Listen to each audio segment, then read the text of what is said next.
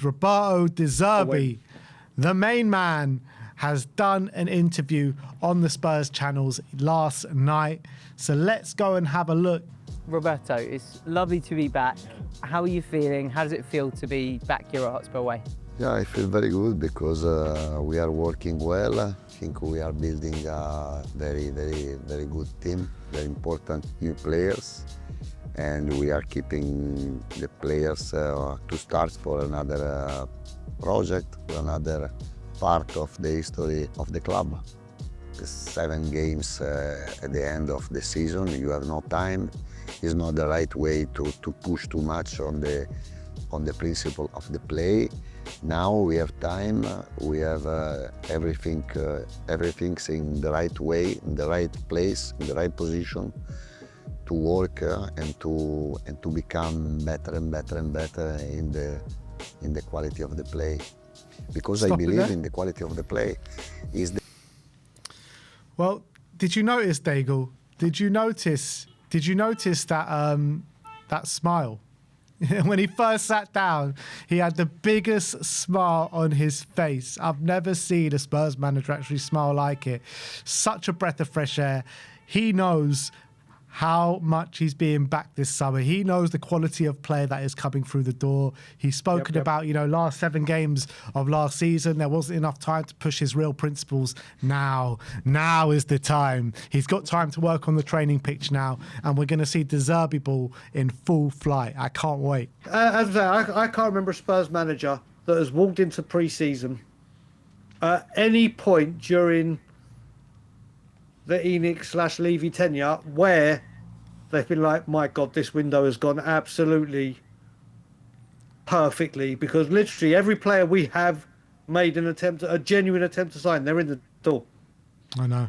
They've literally walked through the door. And not only that, the selling of the players.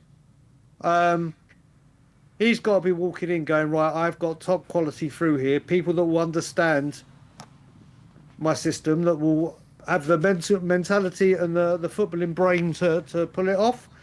And it's as wonderful as that pause, seeing the Europa League trophy tattooed on the leg there. That's a great pause time. Who is that? What player is that? I don't know, actually. What player is that? I do remember watching this. But yeah, I think you look at this and you go into it, and how can a manager not be happy? How can a manager not feel refreshed, backed and excited with what's going on? So fair play to him. People are saying it's either Maddison or Solanke. But anyway, let's get on with the interview. Yeah, I'm going to mute my mic, Ben, so put your thumb up this time so I'll listen to it on a different platform. All right. The best way to reach the result, right, chat. not to be Solanke. nice, or to be nicer for the fans, for the journalists. No. It's because I totally believe the best way to reach a result, the best way to enjoy on the pitch, the best way to speak together just one language is to have a good organization on the pitch. I spoke a lot of time before to join with the club, and I knew very well the ideas of the owner, the club, and the plan was clear before the Everton game. But there was an important game before to start of the new program, of the new plan. We are excited with the idea to build a very strong team. Now we have to finish, it's not finished yet, our transfer market, in and out. So he's saying quite clearly the transfer business is not done yet. He had a clear vision of the club. He knew what kind of summer Spurs were going to have well before we all know. Like, we were thinking, is it going to be another season, another summer under ENIC? He knew what kind of summer we were having, and quite clearly saying transfer business ain't over yet.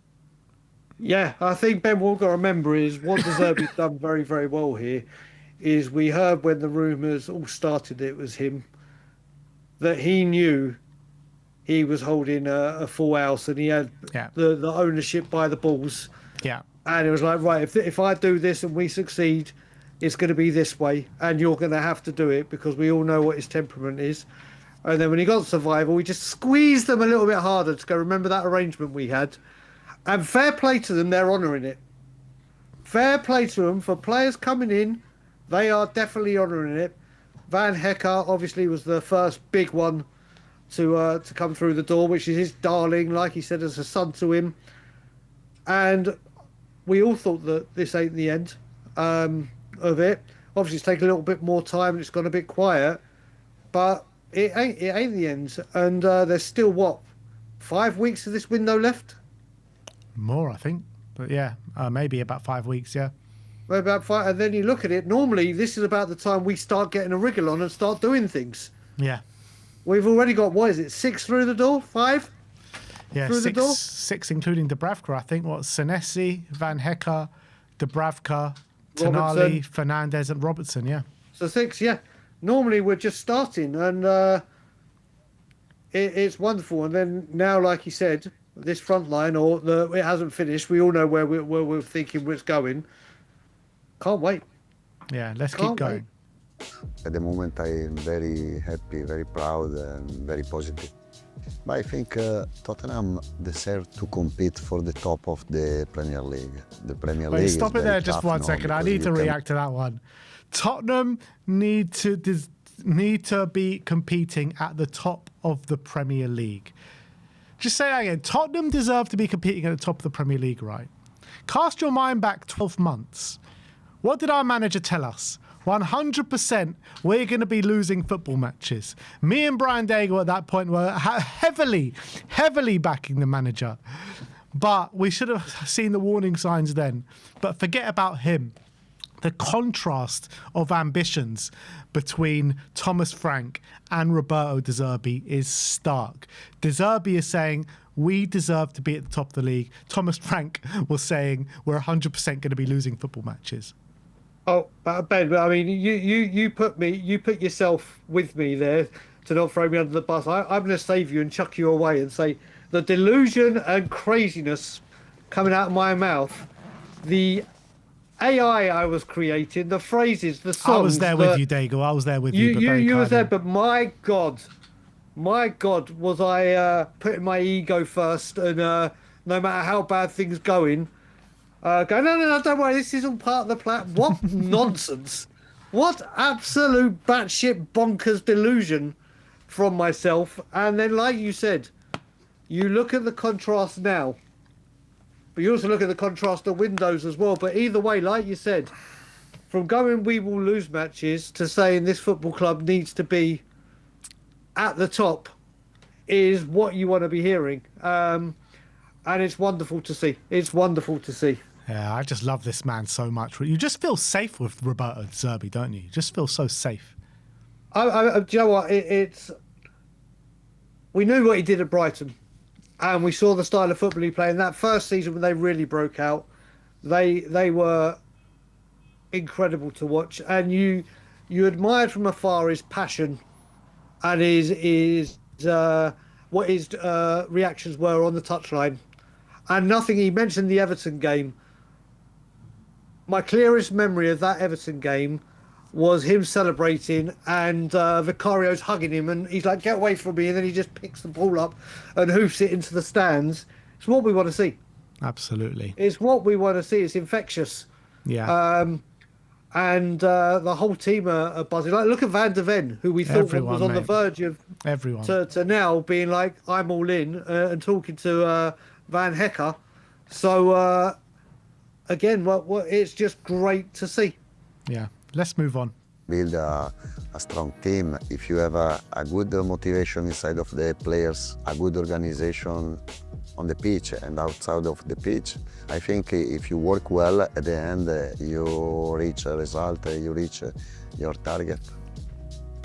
We are all together to fight to reach the result. Of course, Tonali, Mateus Fernandes, Senesi, Robertson, Dubravka also, and JP Van Eyck, all of them are very important as qualities of the players, for sure, but first of all as a quality and level of the people. When I want to convince one player, I have to be able to come inside of their head. No, Tonali was very young when he started to play in Brescia and was a leader. And I think Tonali needs to play in a big club with a big motivation. For Mateus Fernandes, for example, is a crucial this part of his career, because he needs a particular style of the play to show all his qualities. JP Van Eyck is like my son, because I worked with him 2 seasons in Brighton. I know very well as a character, as a personality, as a leadership. Robertson can give us personality and the habits to win, to fight for the high level. And Senesi, as a style of play, as a experience in Premier League, as a human quality, I think can be very, very, very important for us. Last season, I think we reached. So you're talking about him talking about his brand new signings, and every single one of them, he gives some great kind of just little tidbits about, obviously, Tonali, he knows well, coming from the same town, saying he was a leader from young, blah, blah, blah. But every single one of them, with Van Hecke saying he's like a son to him. Mm-hmm. And he's getting, it's not just about the right player, but it's about bringing in the right personalities as well. Mm-hmm. And it's something that we spoke about at the time. All these players that we've brought in were all leaders in their dressing rooms in Premier League teams as well. So all of a sudden you're looking like a squad which lacked leadership, which now a squad which maybe has an abundance of leadership. Yep, it's something that's been missing from our squad for a long, long time. And having all these soldiers ready to go for war and to take the leadership into their own hands as well, not even if they don't have the armband, to have that mentality, that drive, that desire. And like you said, when the last time I heard really a manager talking like he is about players was Harry Redknapp. Pochettino always, when they mentioned like Harry Kane, he'd go, no, Kane was great, but the team.